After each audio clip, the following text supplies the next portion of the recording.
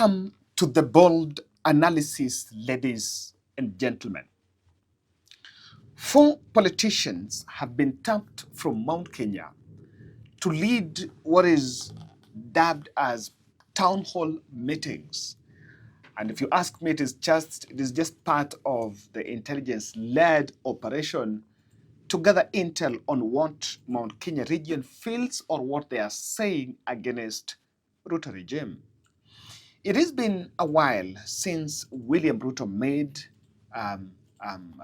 his way in Mount Kenya, and of course he's resorted to the trend of inviting grassroots leaders to State House, and has avoided the crowds of Meet the People tour in the town centers and even the churches. That is a different strategy to what was done before. In this podcast, we're going to look at how Kiunjuri met a hostile crowd in Ndaragwa in one of these meetings, and the split within William Ruto's Mount Kenya camp. Why? It's becoming increasingly difficult for the President of the Republic of Kenya to have a breakthrough in Mount Kenya. But first, let me say thank you very much for responding to my call to support Mama Rahab from Njoro.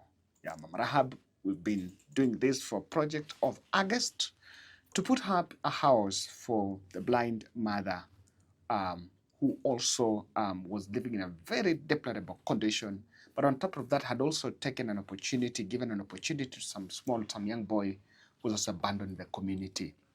And our intervention this time was to make sure that we put up a house for him. And this is Mali House imefika. So tomorrow, on Friday, they will finish up kupaka rangi. Already ulikuwa shaanza. As you can see, it has already started. That is just coat. So they're supposed to do another coat. Wamalize kupaka rangi. That is a bit of what is remaining. And then on tomorrow also, they're supposed to, on Saturday, we are going to install solar. That is what was pending for this project, to install solar and also hand over school uniform and shoes, and also look into the fees ya huyo kijana ambaye Mama Rahab alikuwa anamsaidia. And I want to say thank you very much. If you still can partake of this and want to participate in any way, my number is still there. Yeah, we are looking for a good solar that can be able to be a little bit reliable, because we juggled with Steamer, but because of our condition, Steamer itakuwa na monthly token. So we opted for a solar. Kwa sababu kama ako blind, lakini akipata solar, sasa atakuwa anatumia light. And you can still support one way or the other. Now, Kiunjuri held a meeting in Kiunjuri held a meeting in Ndaragwa, and that was in Ndaragwa County. The public engagement meetings are fashioned as, of course, platform to hear the people pouring out their ideas, speaking about what they think has not been right or what the president is getting wrong, of course, in this administration. And one brave man called out the nonsense in broad daylight, to the shock of those who were attending. One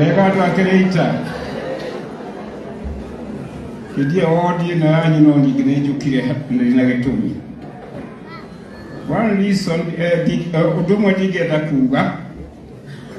tutokeriwo ona tukiarie mamata tukenia ni athirikari ino. Wa mbere ni nyamu icio twaigua iretwo abduction.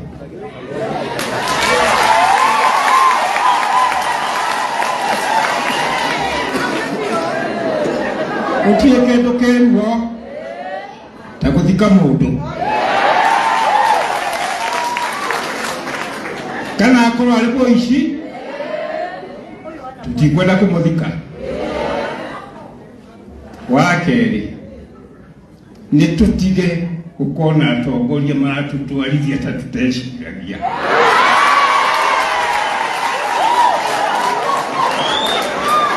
Riria kuigua CS wa health akiuga turatumire mbeca cia SHA 120 million wachoka gwathie gukondeka hatie thibitarĩ ĩrĩ hau yathirire mĩaka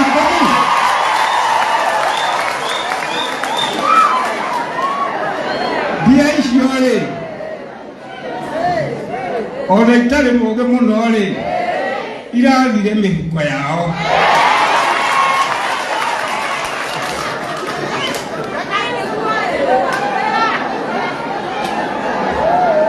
Kenya yonoge Kenya nige gomo Twero competition gotire kana ko ari hone tunya mutunini tushoke behu none toimi akero theri kwa bendi akebake yaga prima itagiri magana meri ni ore akwari besha kaisi akiaga na hinya atere gwatema competition yo gotire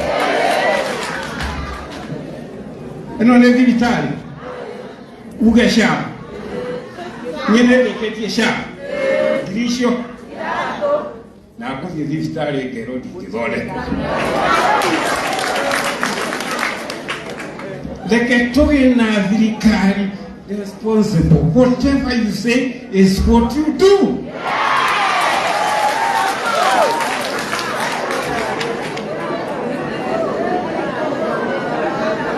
Yogeka onokagi. Amusho. Anake. Kamutieda.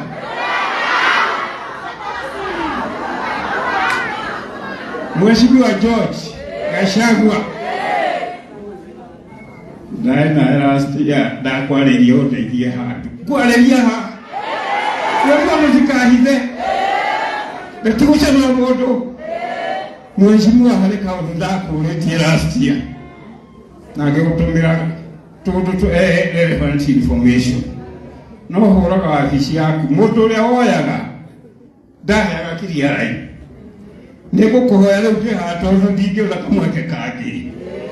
Ohe appointment. Adobo kebuaga. Na direct.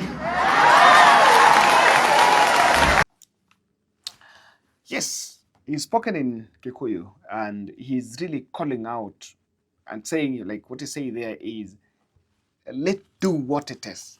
And he's very uncomfortable with the way things are run, especially in the country at the moment. We've always been saying, if you want to get raw feedback, talk to people without coercion. Leave alone the meetings in State House where people are given money. You know, you already paid 10,000. I'm told the ones are paid 10,000 and Meadow is asking where there are no delegations from other parts of the country.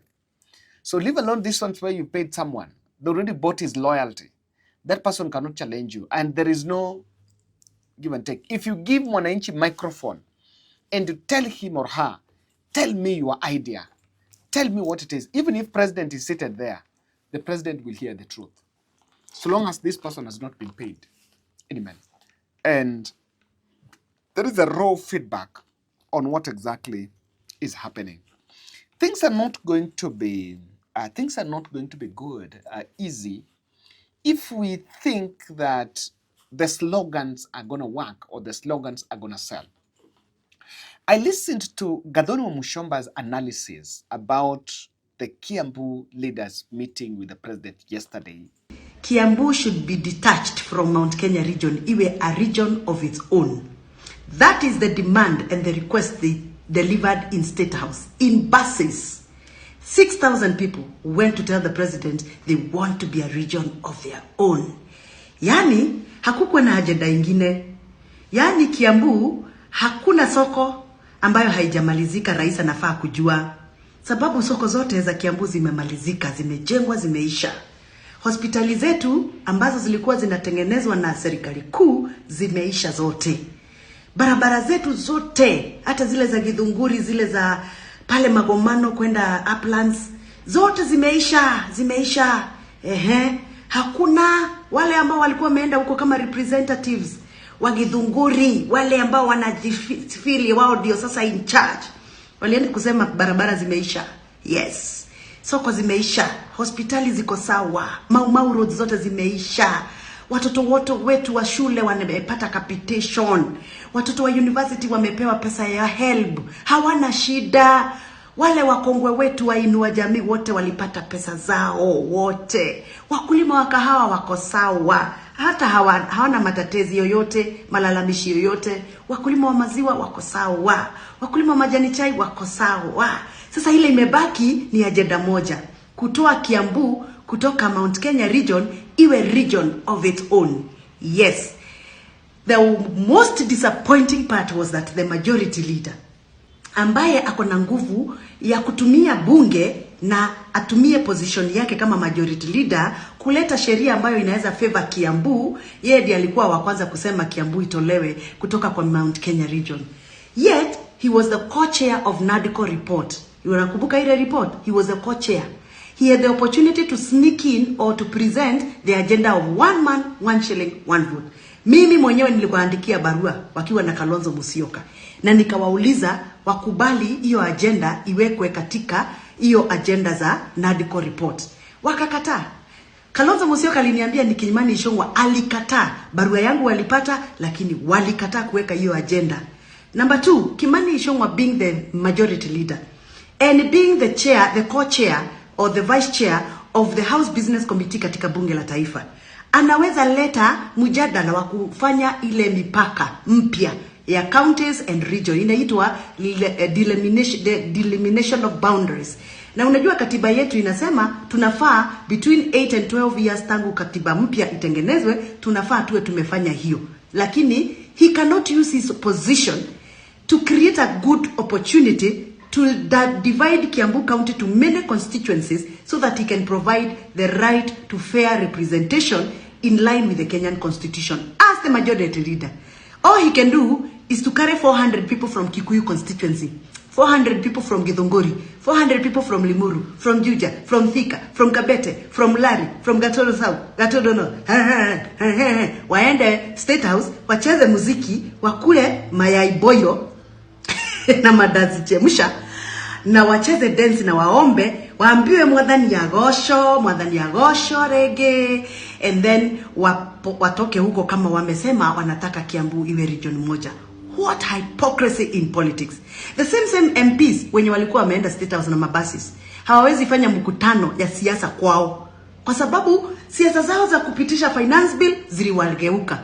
Siasa zao za kutoa Gachagua ziliwageuka. Siasa zao mbaya za kupitisha sheria za privatization ya kuuza mali ya Kenya zimewageuka. Hakuna siasa yao inawapatia nafasi ya entrench politically kwa sababu they are praise and worship choir for the executive and the presidency in this country. So, hakuna kitu tuliambiwa itatusaidia. Nilifuata jioni nikasikia rais alisema maneno ya Githunguri Hospital ati atamaliza. Sasa tuko mwaka wa 3. Every time he has an opportunity to visit Kiambu County ama kuongea na watu wa Kiambu County, Githunguri Hospital inakuanga number 1. Hiyo hospitali nitamaliza. Hey boss, 3 years, the same song. That is why I'm calling you a choir. It is a choir. 3 years. And there is something I grasped there. She actually brought up a very interesting argument. She said that the leaders cannot go to Kiambu to vouch for Kiambu to be shelved from the larger Mount Kenya region. That cannot be an agenda when you meet the president. And probably you should talk about what has not happened. And she has a very good idea that instead of, and I think I mentioned it here, that instead of saying you pluck out Kiambu from Mount Kenya region in a blatantly divide and rule game, you would actually then instead talk about how to add constituencies, like what Uhuru was saying in BBI, like probably was in the NADCO. That would have been a more appropriate one because more resources will trickle to the people. But shelving it from Mount Kenya is purely a political gimmick, and I saw a response from Moses Kuria, who was told off Ichung'wah and Kindiki about that proposal of removing Mount Kenya removing Mount Kenya, Kiambu from Mount Kenya. I saw that feedback, and it's really clear that the kind of messaging, the kind of messaging that we are having at the moment just shows that we're not doing well, and probably a bit insensitive to what Wanjiku really needs. I'm looking for the response from Moses Kuria. Moses Kuria gave a response to the calls for Kiambu. And by the way, if you come from Mount Kenya, and I will just want to get your suggestion, your thinking about it. What is this pressure about? Let's make Mount Kenya, let's make Kiambu out of Mount Kenya. This is what Moses Kuria said. Let me state categorically that Kiambu will always be part of Mount Kenya and not an isolated Mount Kenya, but one that will be a proud part and parcel of our wonderful nation, Kenya. And for avoidance of doubt, the Mount Kenya will put all their 6 million votes in one basket in 2027. Yes. One, Moses Kuria is opposing President Ruto move to shelve Kiambu. Someone says all of a sudden Kuria has become clever. Two, he understands that the whole discussion is about how you can mobilize those votes and divide them. That there are those from Kiambu that should vote for Ruto, there are those from where that should vote for where. And it's a clear message that Moses Kuria is talking about a united front to support one candidate. I will not be shocked if he actually moves on Rigathi Gachagwa's side and seeks an elective seat in Kiambu. It will be an interesting one. But the Mount Kenya axis is fragmented to the core. The things are not simply working out. Let's look at some developments here.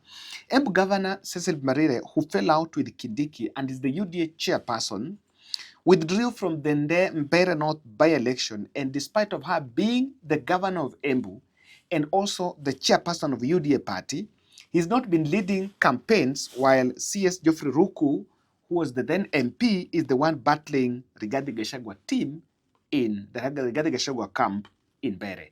And it seems to be a two-horse race between the Geoffrey Ruku candidate and the DCP candidate in Mbere.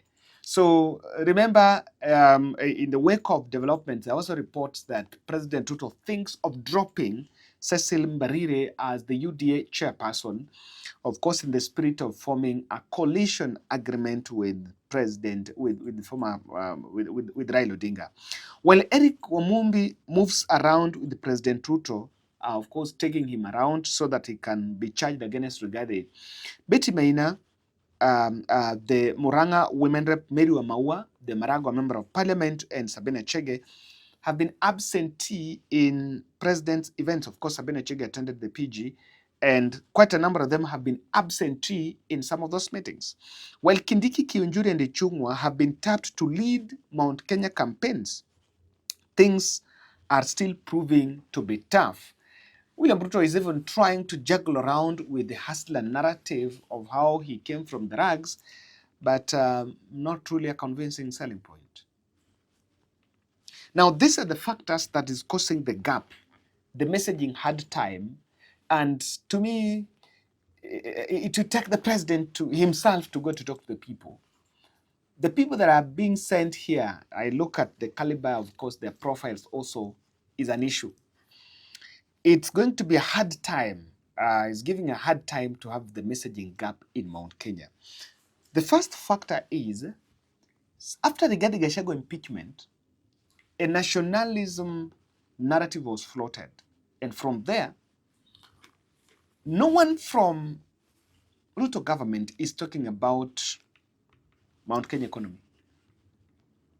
Remember when Rigathi was there, Rigathi was busy with coffee sector, tea reforms. Rigathi was busy with alcohol, the drug abuse and this and that.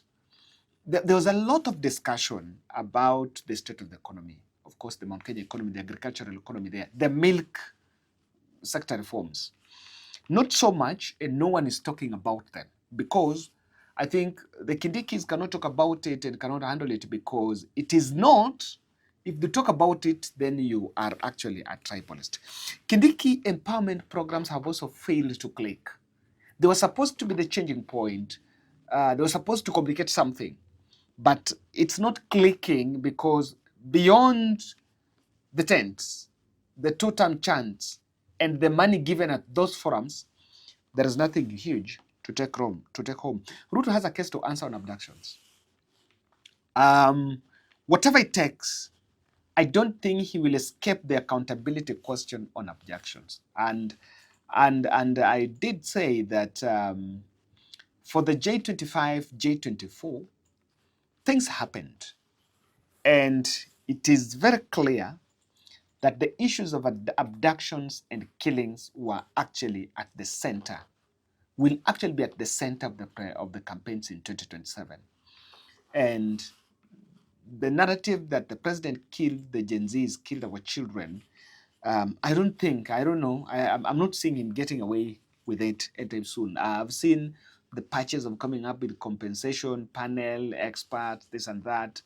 They look, for me, part of the delay tactics and posturing as if I'm doing something, and he's saying I'm doing this for the first time, and I'm not seeing it coming to its fruition. I think Ruto track record is not loud. The issues about affordable housing, the issues about SHA, the rural folks are still not very convinced and are not seeing the transformative changes that really the political class are speaking on top of the cast. Thank you.